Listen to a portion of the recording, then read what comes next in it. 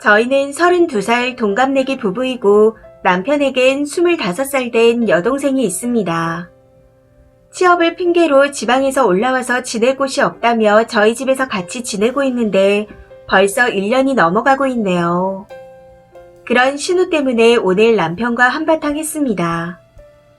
신우가 처음 저희 집에 들어올 당시 직장을 구하게 되면 직장 근처로 집을 구해서 나간다고 했었는데 1년이 넘도록 취업을 못하고 있습니다. 사실 일을 알아보고 있기는 한 건지도 의심스러워요. 항상 친구 만나러 나간다며 외출하기 일쑤이고 자기 개발은커녕 이력서 적는 걸 본 적이 거의 없거든요. 그래서 가끔 넌지시 일은 어떻게 돼가요? 하고 물어보는데 그때마다 코로나 때문에 어쩌고 저쩌고 하며 핑계대는 걸 보고 있자니 정말 지긋지긋합니다. 저도 처음부터 신우를 눈의 가시처럼 여기지는 않았습니다. 연애 기간부터 오랫동안 알아왔기에 정말 친동생처럼 챙겨주려고 했었었죠. 신우도 저희 집에 와서 초반에는 조심히 행동을 했었고요. 그런데 어느 순간부터 제 물건을 탐내고 말도 없이 가져다 쓰는 일이 많아지기 시작했습니다. 처음엔 저도 나름대로 많이 참는다고 참았었는데 그런 일들이 자꾸 일어나니 남편과도 계속 싸우게 돼서 나중에는 스트레스를 너무 받아 미칠 지경이더라고요. 예를 들어 저희 친정 엄마께서 화장품 매장을 운영하고 계셔서 종종 하나씩 보내주시는데 그럴 때마다 신우가 뻔뻔하게 언니 이거 나도 써보고 싶던 건데 저 주면 안 돼요? 그냥 저 주세요.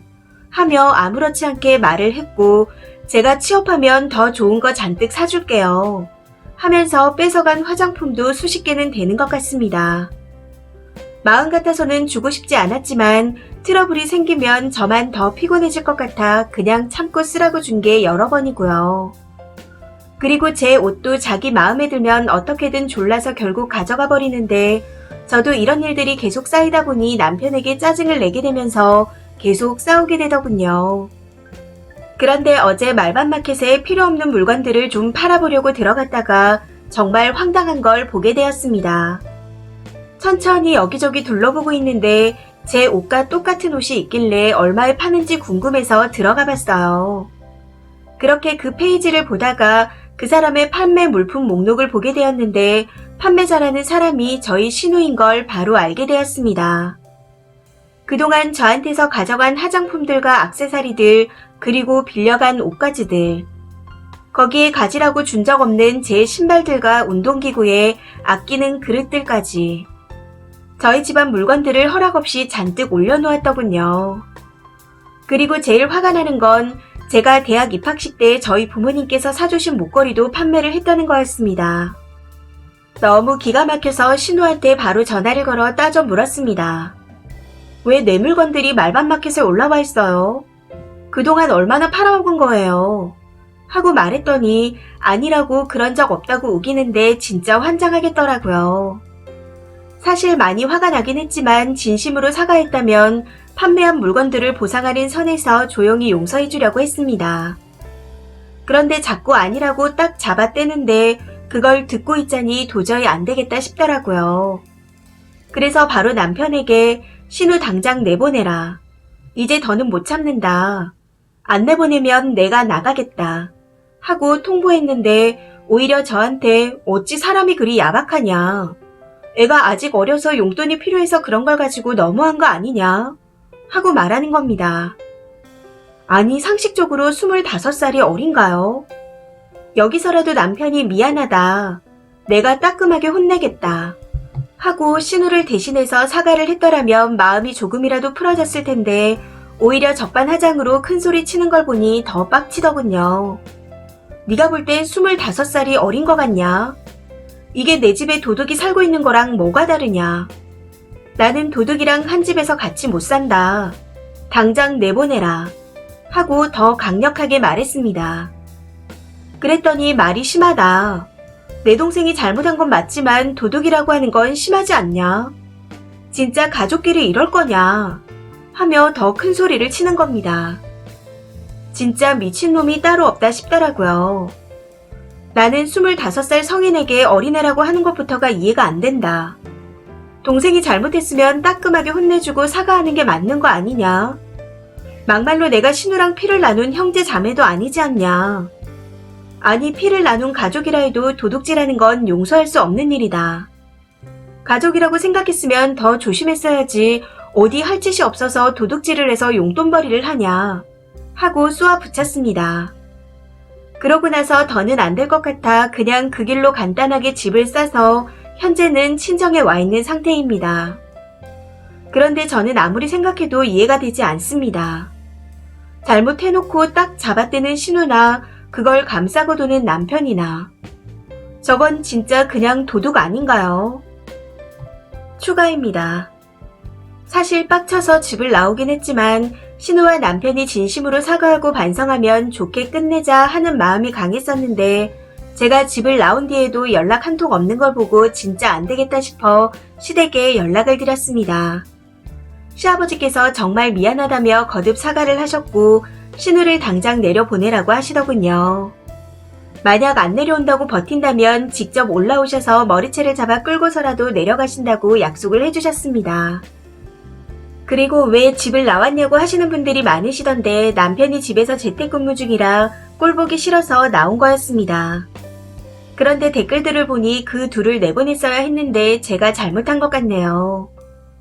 무튼 제가 그렇게 시댁에 연락을 드리고 난 후 얼마 안 있다가 신우한테서 전화가 미친 듯이 오기 시작했습니다. 잠시도 쉬지 않고 계속해서 전화를 해오는데 그냥 다 무시하고 안 받았어요. 저희 신우가 말빨이 장난이 아니라 괜히 통화하면 말릴 것 같아서 카톡으로 몇 마디 나누고 차단해버렸습니다. 처음에는 톡으로 절대로 못 내려간다고 한 번만 용서해달라고 하더라고요.